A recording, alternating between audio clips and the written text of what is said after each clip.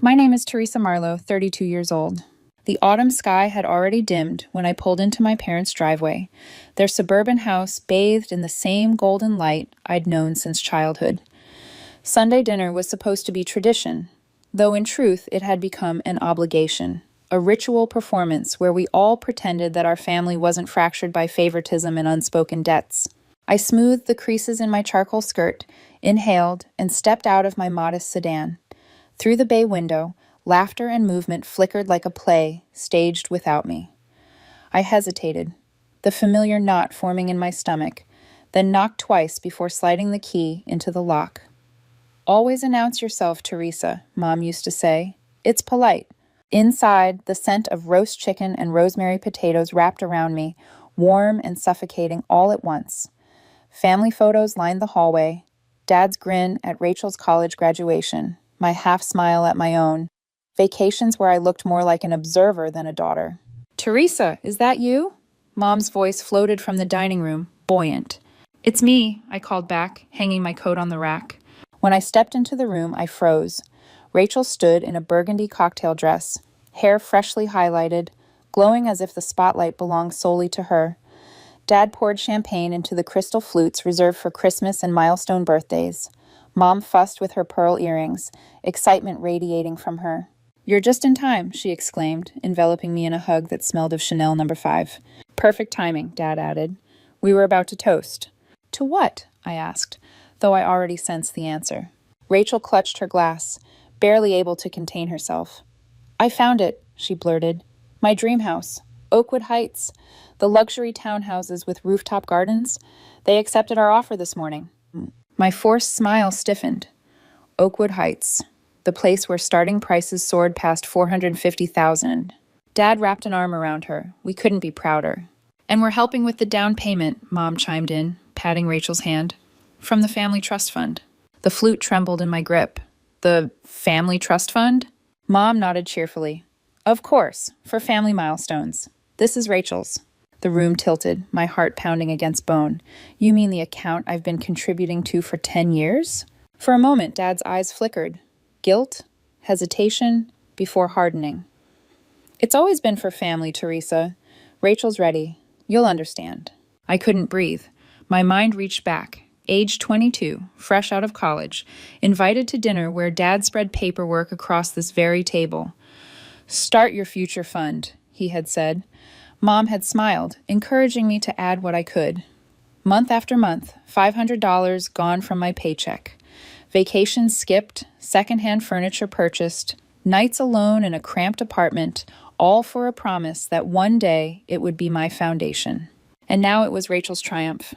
Rachel pulled out her phone, swiping through glossy photos.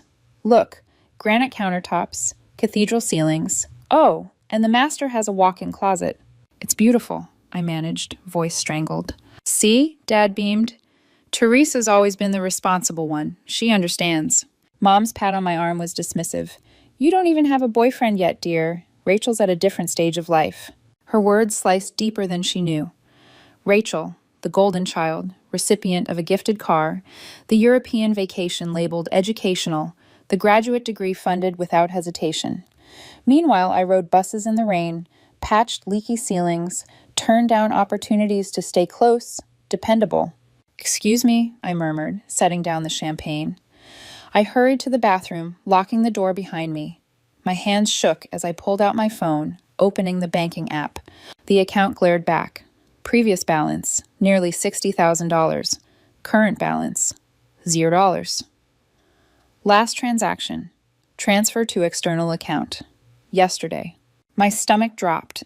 The air thinned. A decade of sacrifice vanished in one click, without so much as a conversation. Through the door, I heard Rachel's bubbling chatter about paint colors, Mom's delighted hums, Dad's proud rumble. I gripped the porcelain sink, knuckles white. In the mirror, a stranger stared back, the dutiful daughter, hollowed out. This isn't about money anymore, I thought. This is about value, about being seen. I drew in a breath, straightened my shoulders, and unlocked the door. The hinges creaked as I pushed it wide, louder than intended. Conversation halted mid-laugh. 3 faces turned toward me, champagne glasses frozen. That was my money. My voice rang sharper than I expected, steady and cold. Mom's laugh fluttered nervously. It's a family fund, dear. We've always made decisions as a family. Decisions? I shot back. Was I consulted before you emptied an account I built with every spare dollar? Rachel rolled her eyes. Don't be so dramatic. It's not like you were using it. Dad set down his glass deliberately. Calm down, Teresa. Your sister needs this house. It's for the greater good of the family. The greater good? The words burned. Show me the statements. Dad's jaw tightened. Now isn't the time. Show me the statements. Each syllable landed heavy. A silent battle passed between Mom and Dad. Finally, Dad exhaled, stood, and left the room. I could feel Rachel's glare searing into me, her champagne stem twirling like she was already rehearsing how to tell this story to her friends. Teresa, the ungrateful sister. Minutes later, Dad returned with a leather portfolio. He dropped it on the table. I seized it, flipping through page after page, my deposits neat as clockwork, no contributions from them. A lump rose in my throat. Not $1 from either of you. Dad shifted, muttering, "We gave guidance, strategy." Guidance? My finger jabbed at a withdrawal line. $20,000 in August 2022? Rachel stared at her nails. Graduate school, Mom answered smoothly. And this $12,000, these smaller ones? The car, Dad admitted gruffly. Her transition, her trip. Each word twisted the knife.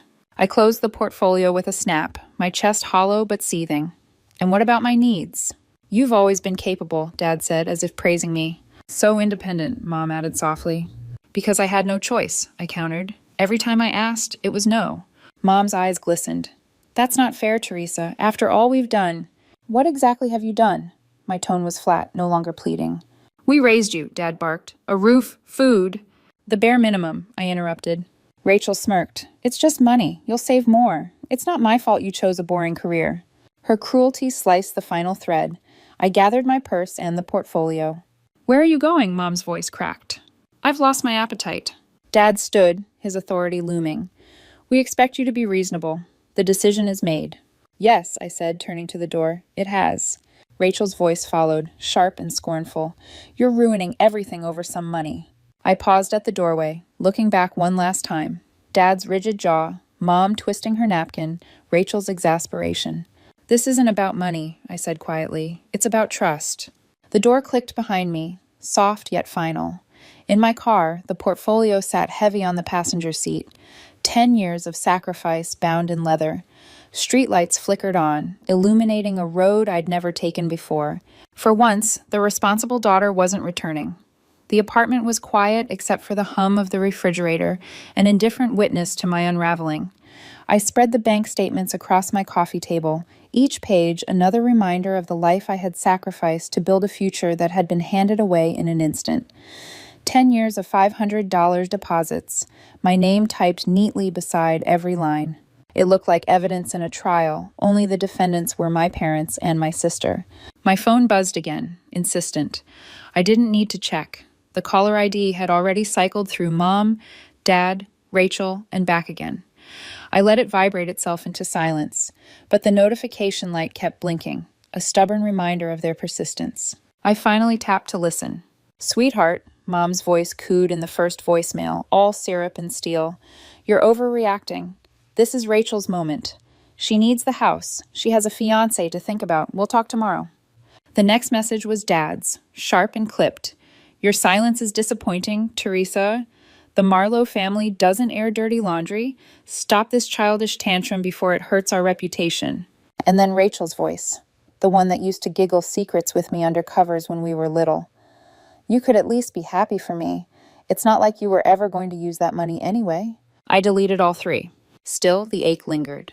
Scrolling Instagram was masochism, but I did it anyway. Rachel had posted a glossy photo in front of the Oakwood Heights sales office, holding shiny new keys like a prize. The caption, dreams come true when you have a generous family. Hashtags tumbled after. Hashtag blessed, hashtag new home, hash family first. Dozens of comments congratulated her on her hard work and dedication. I almost laughed. Hard work? She hadn't even worked full-time until her late 20s. The cruel irony tightened my chest until my fingers itched to type a reply. I drafted one. Congrats on spending my $60,000. Hope the granite countertops appreciate the sacrifice. Deleted it. Typed another. Funny definition of family. Drain your sister's account and call it generosity. Deleted that too. At last I wrote, "Congratulations on your new home. May it bring you as much joy as my decade of savings did." My thumb hovered. Was it too bitter? Too revealing? But something inside me, raw and exhausted, refused to be silent. I hit post. The comments began to trickle almost instantly. Friends asking what I meant, relatives tagging each other, the quiet ripple of scandal beginning. My phone buzzed like a live wire. A knock startled me. It was Sarah, my college friend turned paralegal, holding a bottle of Merlot in one hand and a folder in the other. "You sounded like death on the phone," she said, striding in without waiting for an invitation. "So, I brought reinforcements." I eyed the folder warily. "What's that?"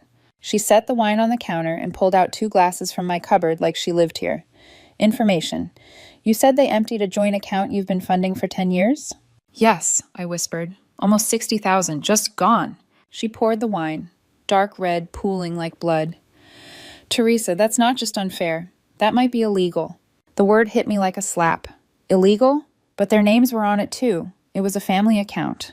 "Joint doesn't mean communal," Sarah said, sliding papers toward me. "If you can prove you were the sole contributor, it's misappropriation. Courts don't care if it's your parents or strangers. Theft is theft." I stared at the pages. Statutes, case precedents, words like fiduciary responsibility, too clinical to describe Sunday dinners and childhood bedrooms. My stomach twisted. "I can't sue my family." Sarah leaned forward, voice gentle but firm. "And you can't let them steal from you, because that's what this is, stealing." The word I hadn't let myself think settled in the room, heavy and undeniable. I thought of Rachel's smug smile, Dad's hard tone, Mom's dismissive pat, 10 years of sacrifices, bus rides in the rain, skipped vacations, meals stretched thin. And their defense?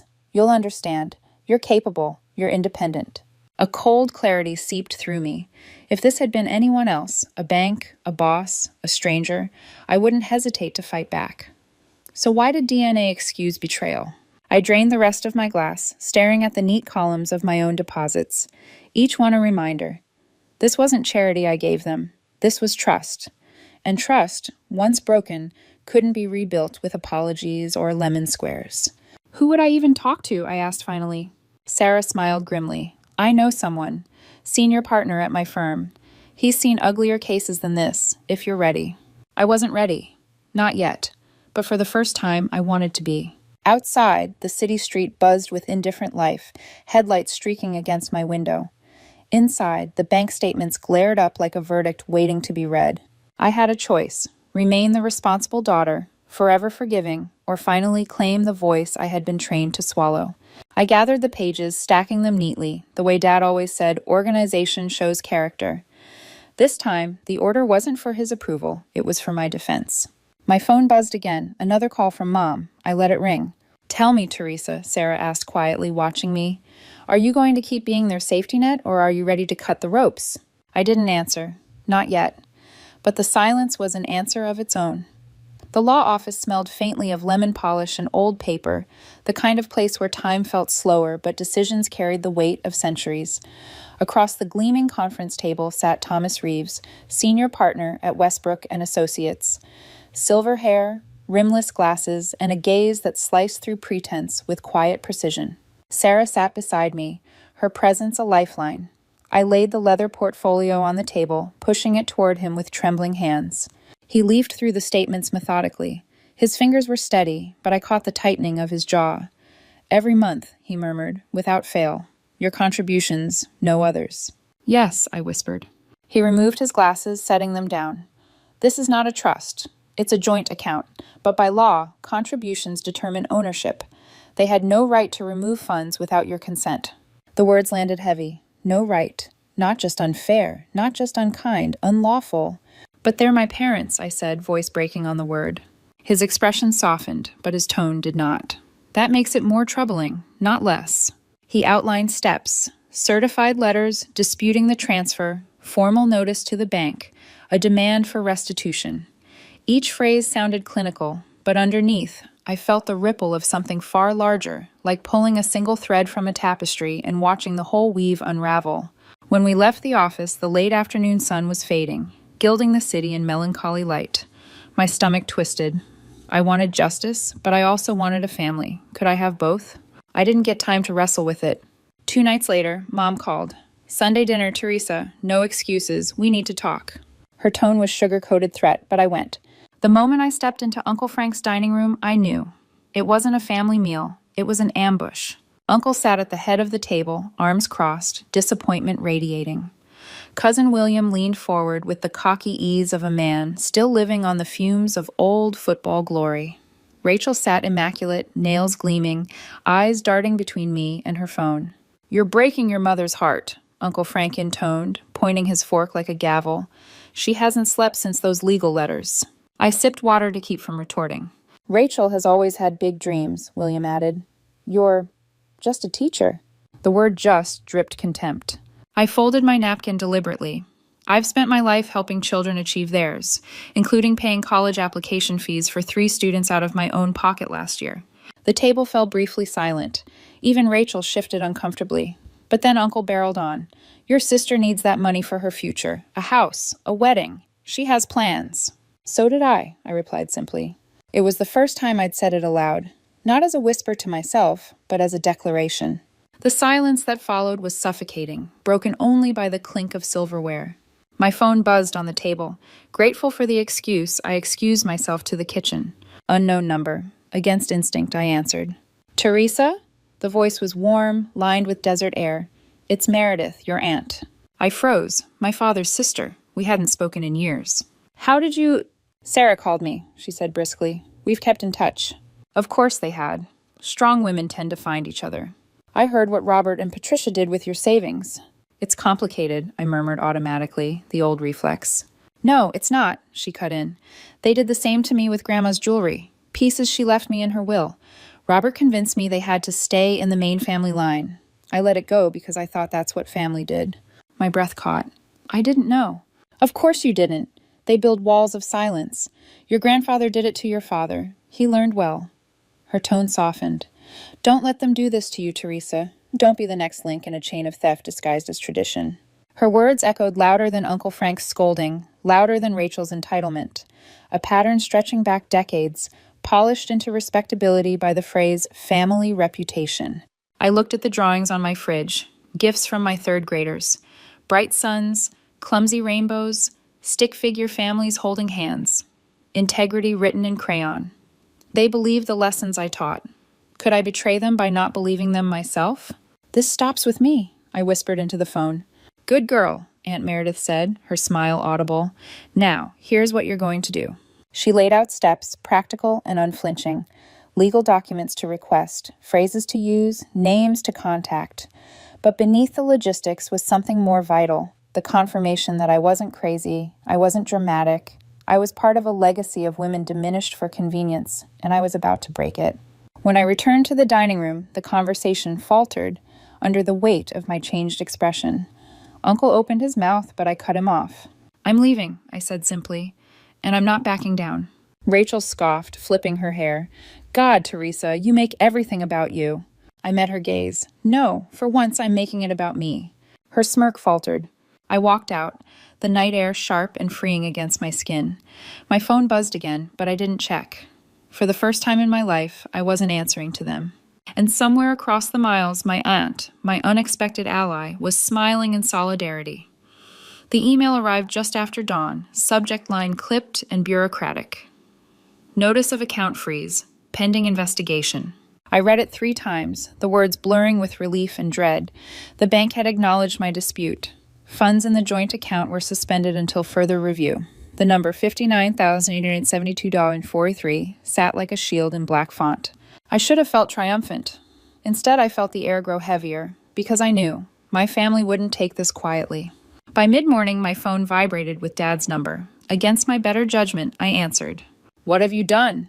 His voice thundered, louder than the static on the line. "Protected what's mine," I said, surprised by the calm in my tone. "You're tearing this family apart over dollars and cents." "No," I replied. "You did that the moment you stole them." He sputtered, ranting about loyalty, reputation, sacrifice. I held the phone away, letting the storm spend itself. When he finally demanded, "Are you finished?" I answered, "Yes," then hung up. At school, I stood before my third graders, their projects on simple machines scattered across the desks. Mason's pulley system, Lily's lever, Xavier's hand-drawn gears. Their curiosity was pure, untouched by betrayal. "Remember," I told them, "integrity means doing the right thing even when it's hard." A hand shot up. "Like standing up when people are mean?" I swallowed the lump in my throat. Exactly like that. During recess, I straightened the drawings pinned to the bulletin board. One caught my eye, Jamie's picture from last month. A stick figure stood tall while smaller ones whispered behind. In careful letters, Miss Marlowe taught me to stand up for myself. The timing was cruel, almost divine. I stared at it until my vision blurred. Children believed me capable of teaching courage. Wasn't it time I lived it? When the final bell rang, the halls emptied with laughter and stomping shoes. I lingered, tidying my desk, unwilling to face the next storm. It came anyway. "Teresa," I turned. My mother stood in the doorway of my classroom, pearl bracelet glinting against fluorescent light. Out of place among construction paper suns and alphabet charts, she looked smaller than I remembered, yet still formidable. "We need to talk." She closed the door, lowering her voice, though no one was around. "The bank notice. You didn't have to go that far." "They emptied my account without asking," I said, stacking folders. "We're family. We handle things privately." "We could have," I countered. 10 years ago, last month, even last week, but not anymore." Her smile faltered. "Do you know what this is doing to your father? To Rachel? Her wedding plans?" I slammed the drawer shut, startling us both. "For once, this isn't about Rachel's plans." Her eyes watered. "You've always been our rock. We relied on you because you were strong." "No," I said. "You relied on me because it was convenient." The silence stretched. She fiddled with her bracelet, the click of pearls filling the gap. At last she whispered, "You don't know what your father had to do after Grandpa died." My pulse quickened. "What does that mean?" She shook her head quickly. Too quickly. "Nothing. Just, you don't understand the sacrifices." Then she was gone, leaving the scent of perfume and a trail of unanswered questions. That night, my Instagram post reached a fever pitch. Cousin Lila commented, "Teresa, are you okay?" A former neighbor messaged, "I always suspected favoritism in your family." An old classmate wrote bluntly, "So Rachel stole your savings?" The whispers had grown into public ripples. Rachel responded with a story, a close-up of her engagement ring, captioned, "Haters gonna hate. Blessed to have real supporters." The irony stung. My decade of sacrifice reduced to haters. Direct messages flooded, half supportive, half condemning. "Family comes first," one relative scolded. "Don't embarrass your parents like this." Another urged me, "Take them to court. Don't let them gaslight you." I lay awake, phone buzzing like a hive, staring at the ceiling fan's slow rotations. For years, silence had been my survival. Now, silence seemed like complicity. 2 days later, Sarah dropped by with groceries and legal pads. "They're rattled," she said. "Good. That means they know they're vulnerable." I told her about Mom's cryptic remark, the half-swallowed confession. She said something about sacrifices after Grandpa died. Sarah's brow furrowed. "That could mean financial mishandling, or worse. Have you ever seen the estate documents?" "No," I admitted. "Dad kept them locked away." "Then we need to." The thought chilled me. My family wasn't just messy. They might be hiding generations of theft disguised as tradition. Late that night, as I sorted papers for class, I caught myself rehearsing how I'd asked Dad directly. But then I remembered his rage, the way his voice thundered down the line. He'd never confess, not willingly. So instead, I wrote in my journal, what else did they take that was meant for me? For Aunt Meredith? For anyone outside the Golden Circle? The words felt dangerous, like striking a match near dry grass. And yet, in the quiet of my apartment, I felt stronger. The bank had frozen the funds. My voice had reached beyond their control. For the first time in my life, I wasn't the Marlowe family's reliable, silent daughter. I was something else entirely. And I wasn't finished. The walnut conference table gleamed under recessed lighting, polished to a mirror that reflected more tension than elegance. I sat beside Thomas Reeves, my attorney, who radiated the calm of a man who had spent 40 years dismantling excuses. To my left, Sarah gave a subtle nod, silent support. Across the table, my parents sat shoulder to shoulder, presenting a united front. Dad's jaw shifted back and forth, chewing on unspoken fury. Mom twisted a tissue into white shreds, her pearl bracelet clicking like a metronome of nerves. Rachel lounged with her phone angled slightly under the table, but her restless tapping betrayed her veneer of indifference. "Let's begin," Thomas said, opening a leather portfolio with deliberate care. His voice was steady, neither combative nor conciliatory, simply inevitable. Dad slammed his hand against the table. "This is ridiculous. We're family, not adversaries. Teresa, I raised you better than this." The sting was familiar, but I'd rehearsed my answer in the mirror. "Did you?" My tone was quiet, razor sharp. Mom dabbed at dry eyes. "You're tearing this family apart over money." "Money?" I leaned forward. "Or trust?" Thomas cleared his throat, sliding printed statements across the polished surface. "Mrs. and Mr. Marlowe, these records show a decade of monthly deposits, all from Teresa, not a single contribution from either of you." Rachel finally looked up, color draining. The numbers were undeniable, line after line of my name, my money. Dad's face flushed. "We manage the account. That's a contribution." "Mismanaged would be more accurate," Thomas replied evenly. "Under state law, this constitutes financial misappropriation." "We didn't need authorization," Dad snapped. "It's a family fund." "That's not what the paperwork indicates." Thomas tapped another document. "The account was established in Teresa's name, with you as co-signatories, not as a discretionary family trust." Mom leaned closer to Dad, whispering urgently. I caught only fragments: reputation, wedding, compromise. Rachel pushed her chair back abruptly, the scrape echoing in the sterile room. "You promised me that house. I've already told everyone. Jason and I picked out furniture." Her voice rose, brittle with panic. "Rachel!" Mom hissed, tone sharp for the first time. "No!" Rachel's voice cracked. "This is humiliating. What am I supposed to tell Jason? That we can't afford the house because my sister is being selfish?" The word hung in the air like a blade. I turned toward her. "Selfish?" My voice trembled, but not from fear. "I lived in an apartment with broken heating for 3 winters to save that money.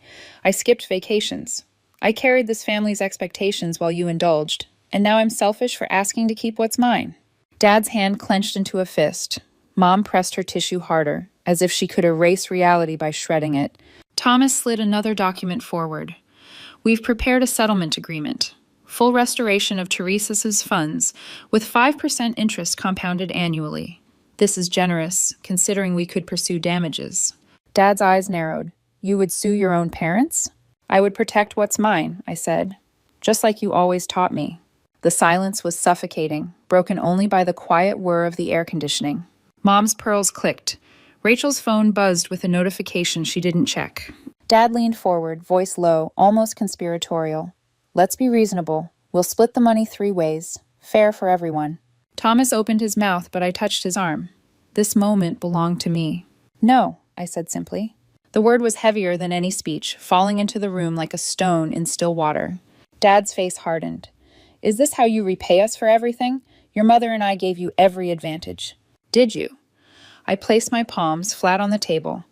"You gave Rachel a car for graduation. I took the bus. You paid for her master's degree. I worked full-time while studying. You funded her trip to Europe. I haven't had a vacation in 6 years. And when I trusted you to safeguard my future, you emptied it." Mom flinched, finally meeting my eyes. For the first time, I saw a flicker of shame. Thomas nudged the agreement closer. "It's in everyone's best interest to sign today." Rachel muttered under her breath, "Perfect Teresa, always getting her way." I ignored her. Dad stared at the document, pen trembling slightly in his hand. His authority, so absolute for decades, seemed to waver. "You're forcing me to open drawers that should stay shut," he muttered. A chill slid down my spine. "What drawers?" He didn't answer. Mom reached for the pen first. Her signature flowed in elegant loops, a practiced flourish. She didn't look up once. Dad followed, his writing jagged, angry. The room exhaled collectively when the papers were signed. Rachel shoved her chair back again, standing abruptly. "This is so typical. Perfect Teresa wins. I've already told everyone about the house." "That's not my problem," I replied, my voice steadier than I felt. "Family helps family," Mom said weakly, as if repeating an old prayer. "This was never about money," I said, gathering the signed agreement. "It was about respect." Rachel stormed out, the door slamming like a gavel. Mom followed, casting me one last look that was part disappointment, part something softer. Dad lingered, authority hollowed by ink on paper. "I hope you're satisfied," he said finally. I studied him, the man whose approval I'd chased for decades. "I'm not satisfied. I'm just done being silent." He left without another word. Thomas gathered his documents, tucking them neatly into his briefcase. "The bank will process the transfer within 48 hours. Would you like them to prepare a cashier's check?" "Yes," I said, the word tasting like liberation. When I stepped out into the late afternoon air, the sun was blinding. For the first time in years, the weight on my chest lifted, not because the money was coming back, but because I had taken back my voice. Still, Dad's muttered words echoed in my mind like a warning, drawers that should stay shut. I knew this wasn't over. The envelope from the bank arrived 2 days later, heavier than it looked. Inside, a crisp cashier's check made tangible the decade I thought had been stolen forever. $62,965.17. 10 years, distilled into a rectangle of paper. I held it like it might crumble in my hands. Relief coursed through me, but so did something unexpected. Grief. Because no matter what numbers glared back, the years I'd sacrificed weren't refundable. The skipped vacations, the rain-soaked bus rides, the lonely nights in a shoebox apartment. That time was gone. Still, the check hummed with possibility. The first thing I did was drive to Westside Elementary's administrative office. Principal Alvarez looked up in surprise as I slid an envelope across her desk. "What's this?" "A donation," I said, my voice firmer than I felt. $5,000 for the scholarship fund. Her brows rose. "Teresa, that's generous. Can I ask what prompted this?" I smiled faintly. "An inheritance. From myself." It wasn't much, but it was enough to cover application fees, camp programs, maybe a first semester for students who had nothing else. For once, I could choose where sacrifice went. The rest of the check went into a new account, this one locked down with only my name. The banker who helped me set it up smiled politely, unaware that his mundane keystrokes marked a seismic shift in my life. Then came the part I had been dreading, house hunting. Rachel's Instagram was still a highlight reel of polished countertops and rooftop views. I refused to play that game. I didn't need perfection. I needed freedom. The realtor, Janet, drove me through neighborhoods with a practiced smile. She showed me sleek condos with stainless appliances, manicured townhouses with HOA fees that rivaled rent. I shook my head at each one.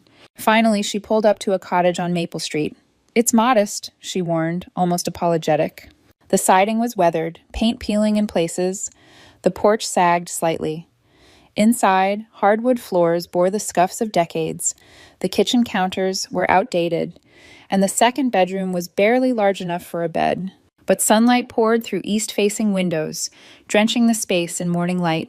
And in the backyard, an ancient oak tree stretched its arms toward the sky, roots deep and defiant. "It's quiet," Janet said hesitantly. "Some people prefer more activity." I walked slowly through the rooms. The echo of my footsteps didn't feel lonely. It felt like possibility. I imagined bookshelves against the walls, a sofa where laughter would spill, a dining table for friends who chose me, not out of obligation, but affection. "This one," I said softly. Janet blinked. "Really? You're sure?" "Yes." My voice didn't waver. A week later, I stood on the porch holding the keys. The cottage wasn't glamorous, but it was mine, entirely mine. The first night, I sat cross-legged on the floor of the empty living room, a pizza box open beside me. No parents' voices, no Rachel's laughter, no portraits arranged to prove worth. Just silence and the creak of my own home adjusting to me. I should have felt euphoric, but tears slipped down my cheeks instead. This victory felt lonely. My family wasn't here. There would be no champagne toast, no framed photo of me holding the keys, no congratulatory dinner. Still, I whispered to the bare walls, "We'll make this a home." The following weekend, Sarah arrived with paint samples and a toolbox. "You're not doing this alone," she declared. Aunt Meredith followed a day later, arms full of gardening gloves and potted flowers.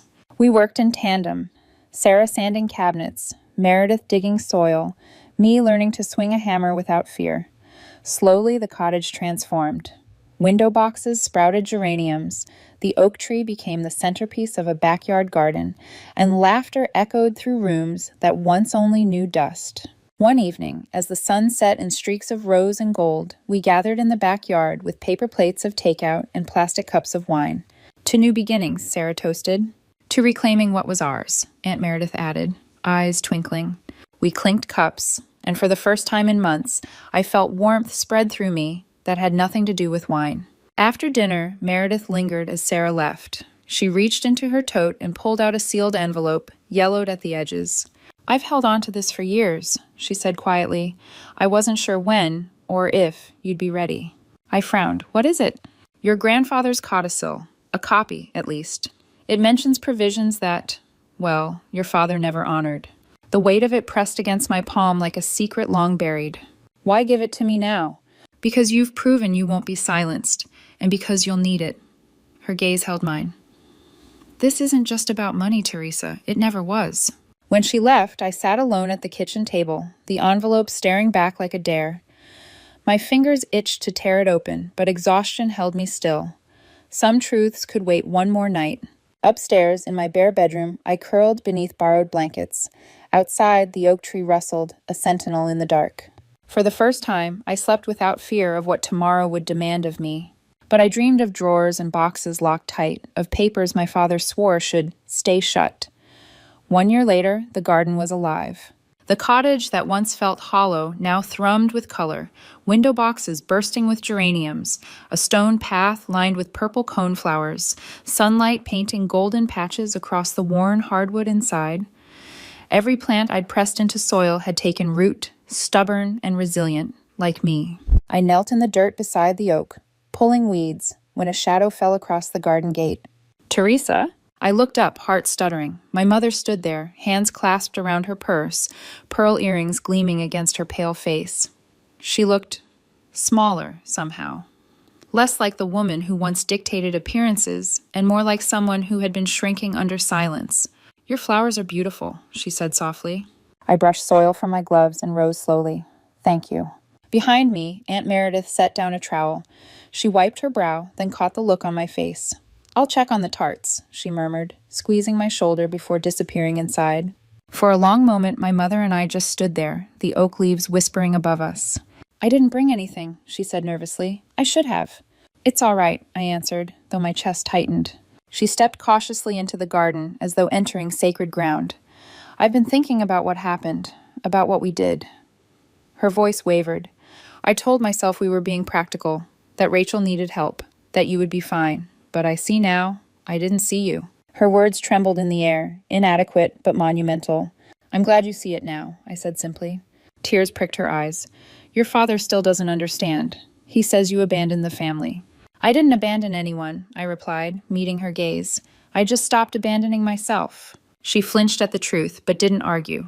For once, she let silence hold. "Would you like some tea?" I offered.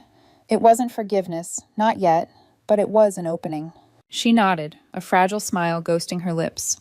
Later, after she'd gone, Aunt Meredith reappeared from the kitchen, wiping her hands. "How was that?"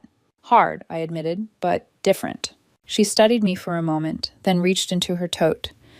"Different means you're ready." She handed me the envelope she'd given months ago, its edges yellowed, the paper brittle.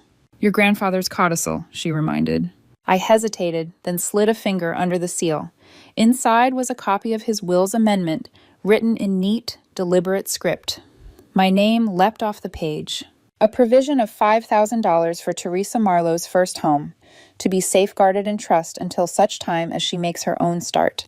Below that, an itemized list of heirlooms designated for Aunt Meredith, jewelry, keepsakes, even a small insurance bond.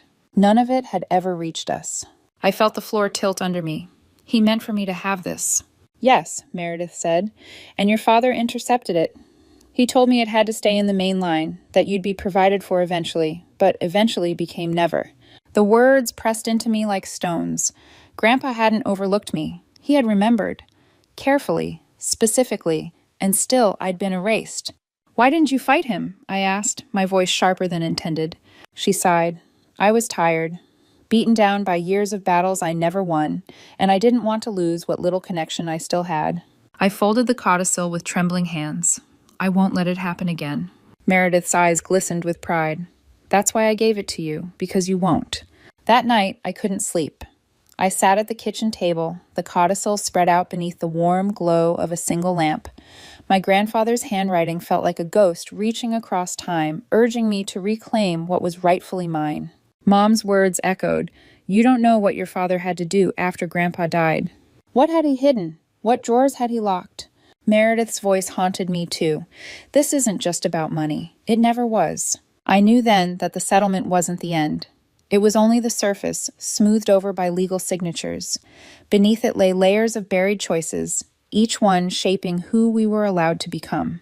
And somewhere in my parents' house, in drawers my father swore should stay shut, I suspected the rest of the truth waited. The hallway of my parents' house smelled the same as always, lemon cleaner and faint cigarette smoke that clung to old wood. But that evening, everything felt sharper, more brittle. Aunt Meredith walked at my side, her steps steady but resolute. She had insisted on coming with me. "They won't stonewall if I'm there," she'd said. Dad was waiting in the living room, his frame rigid in his armchair like a sentry guarding territory. Mom perched on the sofa, twisting her pearl bracelet until it clicked like teeth. Rachel was absent, though her absence felt deliberate. She'd never liked facing messes head-on. "Teresa," Dad began, voice controlled but tight, "this has gone far enough." "No," I said, gripping the envelope in my hand. "It hasn't even begun." I laid the codicil on the coffee table. His eyes flicked to it, then away, like a man spotting a weapon. "This was Grandpa's," I said. "It names me. It names Meredith. Provisions we never saw." Dad's jaw tightened. "You don't understand."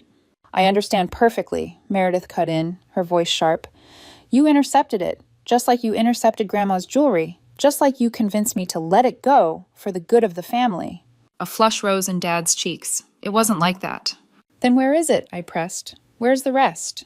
His silence was louder than any denial. "Robert," Mom whispered, eyes darting between us. Maybe it's time." His glare silenced her, but the damage was done. My pulse raced. Time for what? Meredith's gaze didn't waver. "The box, Robert. The one you swore should stay shut." For the first time in my life, my father looked cornered. His authority wavered, just slightly, and I recognized it for what it was. Fear.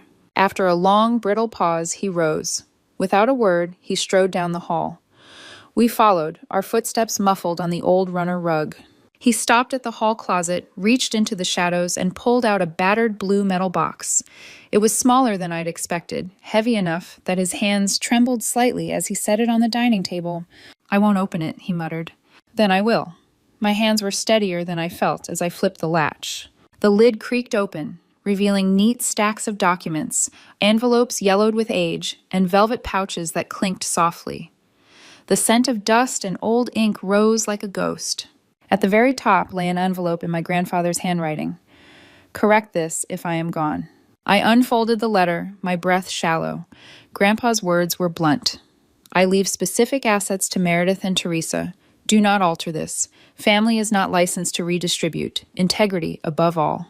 My throat closed. He had trusted my father to honor his words, and Dad had chosen silence instead. Beneath the letter were appraisals of Grandma's jewelry, insurance slips, and deposit records that traced decades of assets. Some had been crossed out, transferred elsewhere, lines of ink marking where promises had been redirected. Meredith picked up a pouch, opened it, and gasped. The sapphire brooch Grandma had promised her. Tears filled her eyes as she clutched it. "I thought it was lost." My chest tightened. "He told you it stayed in the family line." Her gaze hardened. Apparently family line meant Rachel. I turned to Dad. "You stole from both of us." He finally spoke, voice low, defensive. "I was protecting order. If everyone got their slice, there'd be nothing left.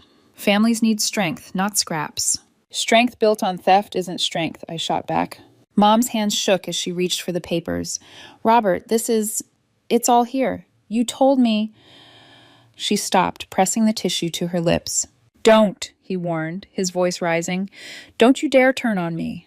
But for the first time, she didn't shrink. She looked at me, then at Meredith, and whispered, "I should have asked questions years ago." I sifted deeper into the box. Tucked at the bottom was another sealed envelope, crisp, newer than the others. My name wasn't on it. Rachel's was. My stomach twisted as I held it up. What's this? Dad lunged forward, but Meredith blocked him. No more secrets, Robert. With trembling fingers, I broke the seal. Inside was a note in Grandma's looping script. Rachel, you have plenty. Use it to shield your sister, not strip from her. Do not forget fairness. One day you may be tested. Silence fell like a shroud. Rachel had known. Maybe not the details, but enough. Enough to know the money wasn't hers to take without cost. I pressed the note flat against the table. My voice came out colder than I intended. You all chose to ignore her words. To ignore him. To ignore me. Dad slammed the lid shut, the sound reverberating like a gunshot. Enough. You've dug up what you wanted, but this family survives because of me. Without me, you'd all be nothing. No, Meredith said firmly, placing the brooch against her chest. Without us, you've been nothing but a thief. Mom's sob broke the silence. She whispered to me, Teresa, what will you do with this? I looked at the blue box, at decades of silence and rerouted promises. My grandfather's words echoed, correct this if I am gone. The weight of that command pressed heavy in my chest. I'll decide, I said quietly, but this ends with me.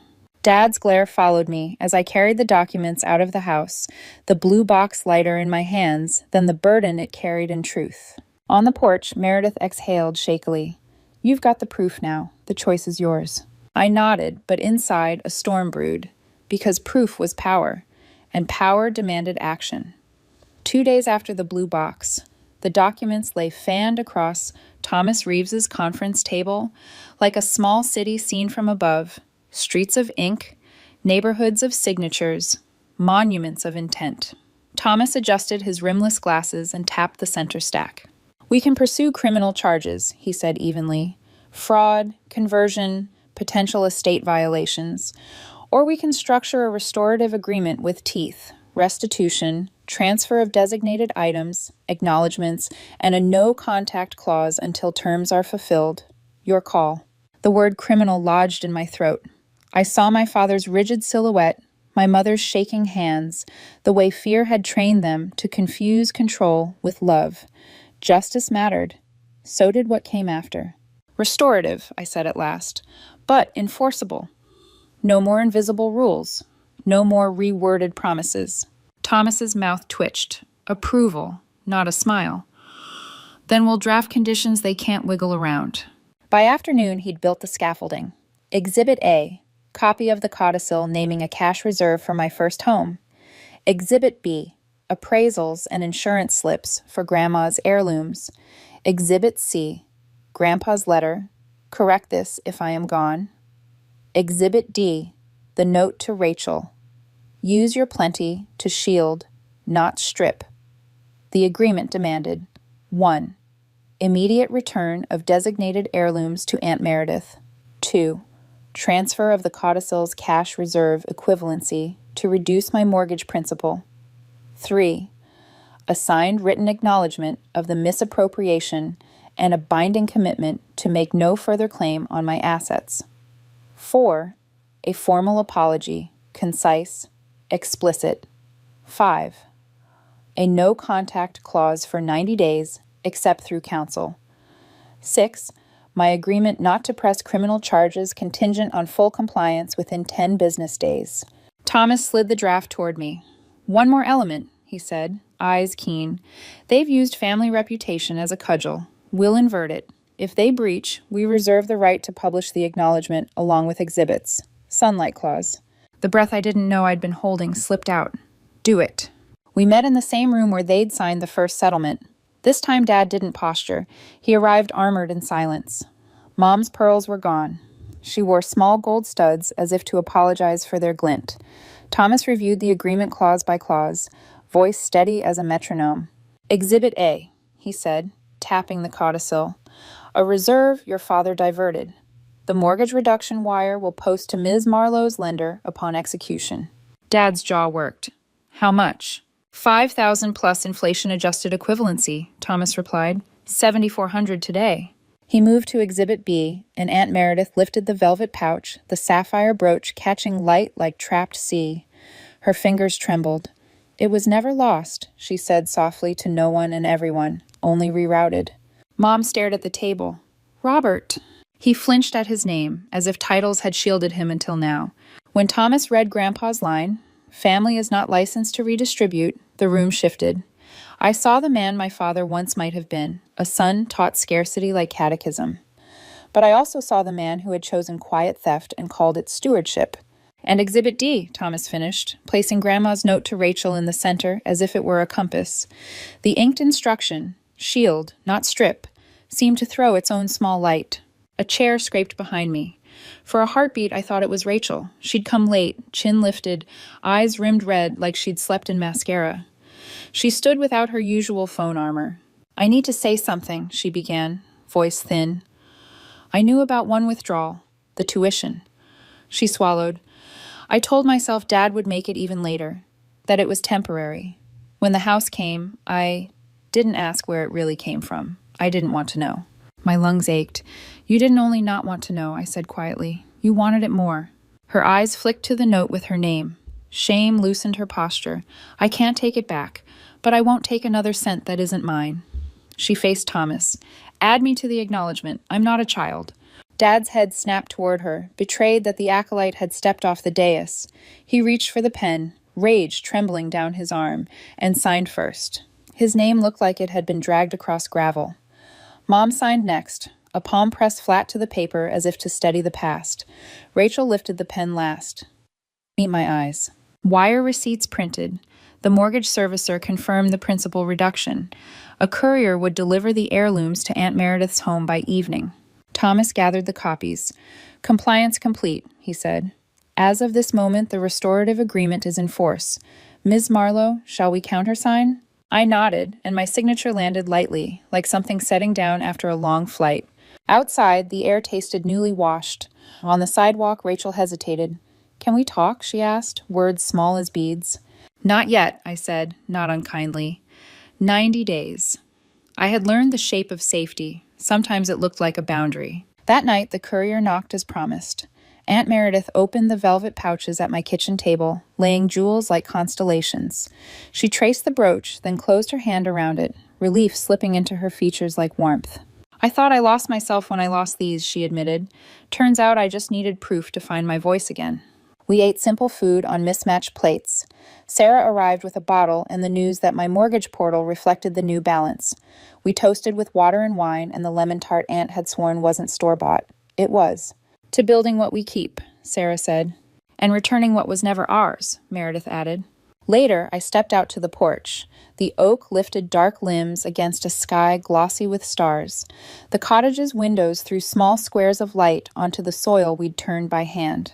My phone buzzed. A new message. From Mom. "Thank you for leaving space I didn't earn. I'm going to try to become someone who could."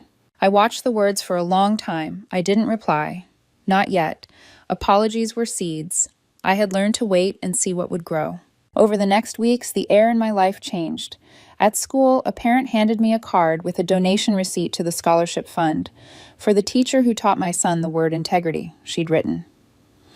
The cottage filled slowly with what I chose: a thrifted oak table, a woven throw, a secondhand lamp that made evenings viscous and soft. On Saturdays, Meredith and I walked the neighborhood, two women unlearning what they'd been told they owed. On a quiet Sunday, I stood in the backyard with pruning shears and thought about the calculus of legacy. What to keep? My grandfather's insistence on fairness, the stubbornness that made me save, the tenderness that made me teach. What to return? A storyline where my worth was measured in silence, the altar of reputation, the idea that love could be enforced through ledger entries. I took the signed acknowledgement from its folder and slid it into a fireproof box of my own. Not trophies, not threats, just receipts of a truth reclaimed. That evening, a few friends gathered for dinner. Sarah brought rosemary bread. Jack from school set down a pie with a shrug. It's ugly, but it's honest. Meredith lit candles that smelled faintly of rain. We passed bowls around a table that was still dinged at the edges and perfect to me. A place at the end remained open. I didn't set it on purpose, I just didn't fill it. When the dishes were stacked and laughter thinned to a comfortable hush, I stepped onto the porch swing with my journal. The breeze moved through the oak like a low hymn. I wrote, "The most valuable thing I reclaimed wasn't the money. It was authority over my time, my name, and what I will allow in my life. My family may never look like I imagined, but I'm building one anyway, patiently, willingly, and in the light. My phone vibrated again. Another message from Rachel this time, just 3 words. I'm ready now. I didn't know what ready meant to her, repentance, repair, or merely relief. But the door I'd left ajar stayed ajar. Readiness would be measured not by promises, but by practice. Inside, someone laughed at something on the radio. The porch smelled faintly of cut lemon and fresh soil. I closed the journal and looked up. Fireflies stitched brief futures over the garden. The oak rustled once, a benediction. I let the quiet hold.